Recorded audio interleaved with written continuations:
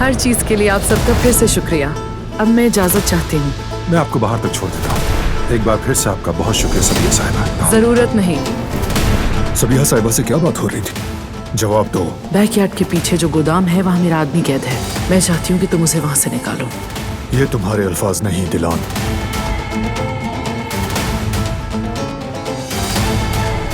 उस आदमी ने तुम दोनों को खुद का कैसे इस कदर दीवाना बना दिया? पहले तुम्हें फिर दिलान को। अगर तुमसे मोहब्बत ना हो तो मैं जिंदा नहीं रहूंगी बारान। एक दिन कह दूंगी कि ये सब झूठ था। बस बहुत हो गया।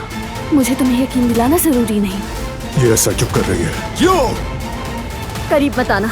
मत करो ये सब। या तो दरवाजा खोलो फराद या बंद कर दो। तुमने मुझसे सब कुछ छीन लिया।